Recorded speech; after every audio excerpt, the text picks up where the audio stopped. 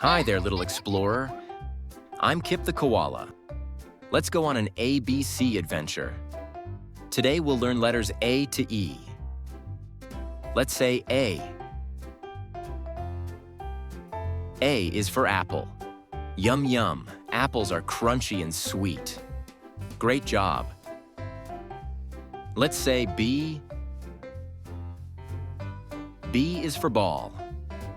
Balls are fun to bounce. You're doing great. Let's say C. C is for cat. Meow, meow. Cats are soft and cuddly. That was awesome. Let's say D. D is for dog. Woof, woof. What a happy pup. High five, superstar.